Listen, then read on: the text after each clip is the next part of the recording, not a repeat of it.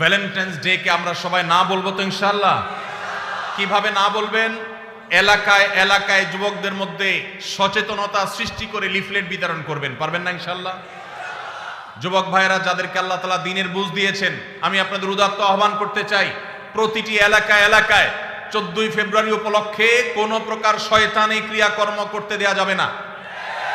এলাকায় এলাকায় লিফলেট বিতরণ করবেন, মসজিদ থেকে ইমাম সাহেবদের নেতৃত্বে যুবকদেরকে কাউন্সেলিং করতে বের হবেন। কোন অবস্থাতে আমরা পশ্চিমা ভ্রষ্টামি, পশ্চিমা নষ্টামি, পশ্চিমা নোংরামি, পশ্চিমা অসভ্যতাকে আমাদের দেশে আমদানি করতে দেব না। আমাদের এই দেশের যুবকদেরকে নষ্ট করতে আমরা দেব না। সেজন্য আমরা সবাই চেষ্টা করব তো ইনশাআল্লাহ।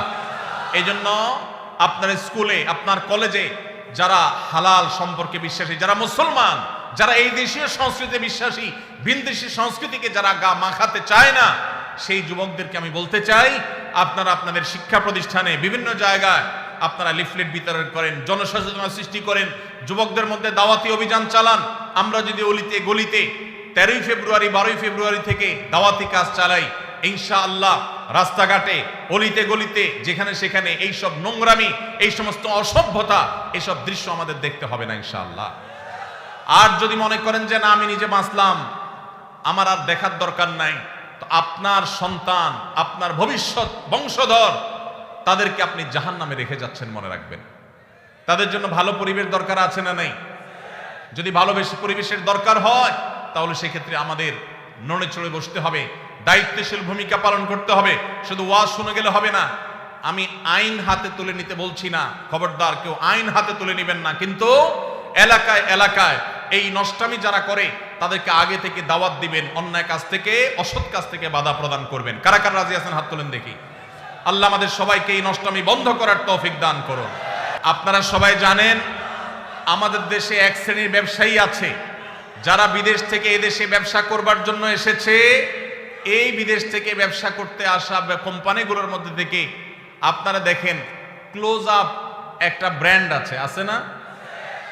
এই ক্লোজ আপ ইউনিলিভারের এই ব্র্যান্ড, তারা আমাদের দেশে এই নষ্টামিকে সবচেয়ে বেশি প্রতিষ্ঠা করবার জন্য টাকা পয়সা খরচ করে। প্রতি বছর দেখবেন তারা ক্লোজ আপ কাছে আসার গল্পের কথা শোনাতে বলে। এই কাছে আসার গল্প বলতে কোন সন্তান পড়ালেখা থেকে দূরে সরে গেছে, সে আবার সুপথে আসছে, পড়ালেখার পথে ফিরে আসছে, সেই যুবকের গল্প তারা শুনতে চায় না। কোন যুবক বাবা মার সাথে রাগারাগি করে বাসা থেকে বের হয়ে চলে গেছে, সে আবার বাবা মার কাছে আসছে, সেই সচ্চরিত্রবান যুবকের গল্প তারা শুনতে চায় না।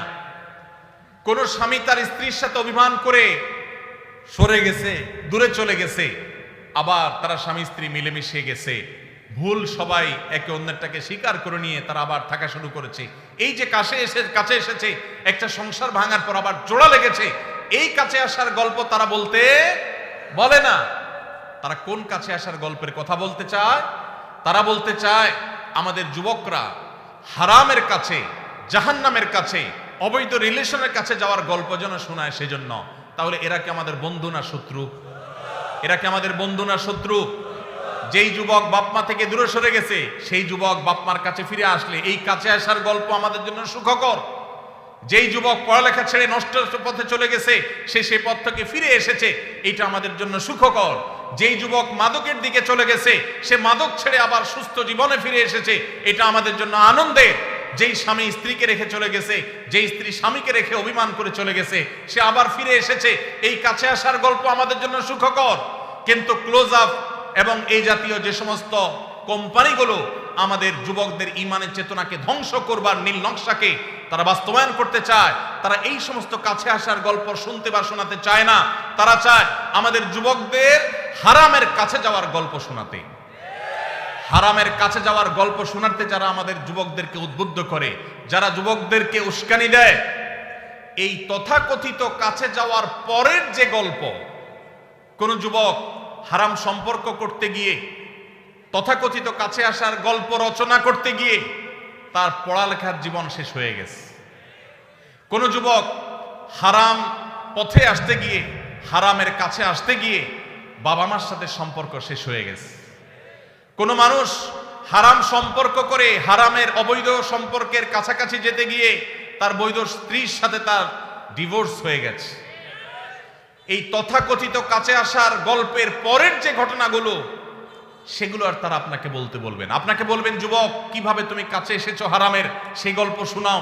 সেগুলো দিয়ে তারা ভ্যালেন্টাইন্স ডে, অর্থাৎ খ্রিস্টানদের সাধু ভ্যালেন্টাইন্স ডে, যেটাকে না জেনে না বুঝে মুসলিম যুবকেরা তথাকথিত ভালোবাসা দিবস মনে করে যেটাকে উদযাপন করে খ্রিস্টানদের কাজ করছে, সেই দিবস উপলক্ষে তারা সে সমস্ত গল্পকে নাটক আকারে টেলিভিশন উপস্থাপন করে মুসলিম নামধারী ন্যূনতম আত্মসম্মান বোধ থেকে সম্পূর্ণরূপে মুক্ত, যাদের মধ্যে কোনো আত্মমর্যাদা নাই মুসলমান হিসাবে, এরকম নামধারী মুসলমানেরা সেই সমস্ত তথাকথিত ভালোবাসার নাটককে তারা উদযাপন করে, সেগুলোকে তারা উপভোগ করে, সেগুলো দেখে তারা মজা নেয়। এটা ঈমানের সাথে যায় না। আপনি ঈমানদার হলে আপনার ঈমান হরণকারী এই আয়োজনকে আপনি কখনো অ্যাপ্রিসিয়েট করতে পারেন না। এই বিদেশিরা আমাদের দেশ থেকে প্রত্যেকটা ঘরে ঘরে এদের পেস্ট, এদের সাবান, এদের আইটেমগুলো বিক্রি করে আমাদের ঘর থেকে তারা চাঁদা তুলে তারা বিদেশে নিয়ে যাচ্ছে। আবার আমাদেরই টাকা আমাদের কাছে বিক্রি করে যে টাকা তারা ইনকাম করে, সেটা দিয়ে আমাদের সমাজে তারা বিষ, এটা তারা 14 দিকে ছড়িয়ে দিচ্ছে। অতএব এদের বিরুদ্ধে আমাদের দাঁড়াতে হবে কি হবে না? এরা যদি এই সমস্ত শয়তানি কর্মকাণ্ড না ছাড়ে, আল্লাহর জন্য এদের এই আইটেমগুলো আমরা বর্জন করতে পারবো তো ইনশাআল্লাহ? ইয়াহুদিদের এই সমস্ত পণ্য আমার মুসলিম ভাইয়ের উপরে বোমা হয়ে ফিলিস্তিনে পড়ছে, আমার গাজাকে শেষ করে দেওয়া হয়েছে, আমার এলাকাতে এসে এই বাংলাদেশে তারা বোমা মারতে পারছে না, কিন্তু আমাদের যুবকদের চরিত্রের উপরে তারা বোমা মারছে।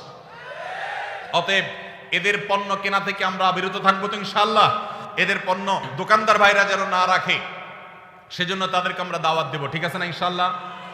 দোকানে দোকানে দিয়ে ভাইদের হাত পা ধরবো, আমার দেশি পণ্য মান একটু খারাপ হোক, দাম একটু বেশি হোক, তারপরে সেটা বিক্রি করবা।